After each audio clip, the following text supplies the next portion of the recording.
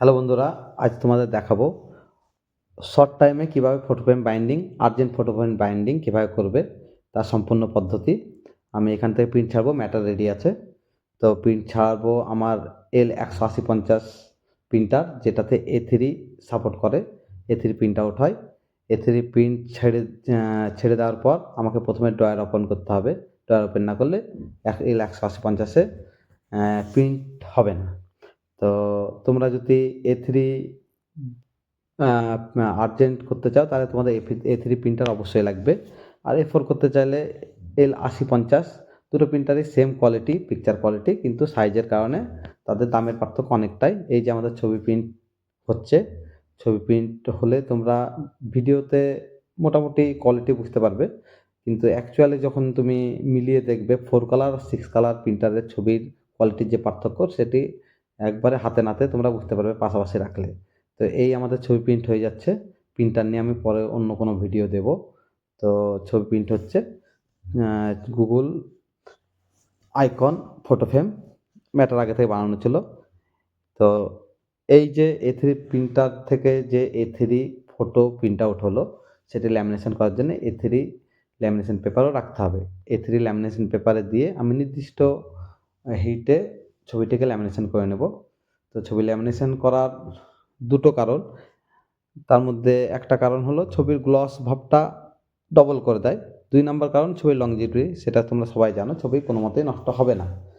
তো ছবি আমাদের ল্যামিনেশন কমপ্লিট। ল্যামিনেশন কমপ্লিট করার পর এই যে কম্পেয়ার A4 আর A3 সাইজের মধ্যে, A3 সাইজ A4 এর ডবল। তো ল্যামিনেশন কমপ্লিট হয়ে যাওয়ার পর এবার আমরা ফ্রেমের দিকে এগোবো। আমাদের ফ্রেম রেডি থাকে, তো সেই রেডিমেড ফ্রেমের মধ্যে আমি ছবিটি ভরবো। তো আমরা আর্জেন্ট ফটো ফ্রেম দেওয়ার জন্য আমরা A3 size, A4 size 6, 8, 5, 7, 4, 6, 10, 15, 12, 18, 12, 18 Mount, 10, 15 Mount, হ্যাঁ, A4 মাউন্ট, এই সমস্ত ফ্রেমগুলি আগে থেকে রেডি করে রাখি। আগে থেকে রেডি করে রাখার কারণে আমরা এই যে নির্দিষ্ট মাপে ছবিটি করার পর কাটিং করে ছবিটি ভরে দিয়ে আমরা খুব সহজে অল্প টাইমে 10 থেকে 15 মিনিটের মধ্যে ছবি ফ্রেম ফটো বাইন্ডিং আমরা কমপ্লিট করে দিতে পারি। তো কাঁচ পরিষ্কার করার নির্দিষ্ট নিয়ম, কোনো প্রকার কাঁচের লিকুইড ইউজ করা যাবে না, যেমন কোলিন টাইপের জিনিস। লিকুইড ইউজ করলে আমরা ছবি বাইন্ডিং সম্পূর্ণ করার পর যখন ছবিটি ভরে কাস্টমারকে দেবো, কাস্টমার বাড়ি নিয়ে যেতে যেতে ছবির উপর একটা স্যাঁতসেঁতে ভাব চলে আসবে ভিতরে। তো সেই স্যাঁতসেঁতে ভাবের কারণে ছবিটি ঝাপসা হয়ে যাবে। তো আমরা পাউডারই ইউজ করব।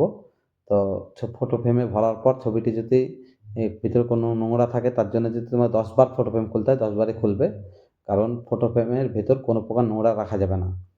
তো এই যে আমাদের নেক্সট কাজ হচ্ছে পিছনে কালো টেপ লাগানো। কালো টেপ লাগানোর মেন কারণ হচ্ছে যে কালো টেপ যদি আমরা না লাগাই, ওই যে পিছনে ফাঁকা জায়গা দিয়ে পরবর্তীকালে ধুলো ঢোকে, ধুলো ঢুকলে ফটো ফ্রেমটা টোটালটাই দেখতে বিচ্ছিরি লাগে।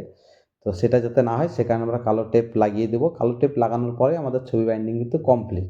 তাহলে আপনারা বুঝতে পারলেন কত সহজে ছবি বাইন্ডিং করা যায়, তাও A3 সাইজ। তো এই যে A3 সাইজ ছবি বাইন্ডিং কমপ্লিট। আমার ভিডিওর মাধ্যমে তোমরা বুঝতে পারছো শর্ট টাইমে কীভাবে ফটো ফ্রেম বাইন্ডিং করা যায়। আমার ভিডিও ভালো লাগলে লাইক ও শেয়ার দেবে। তোমাদের দিন ভালো কাটুক। Thank you.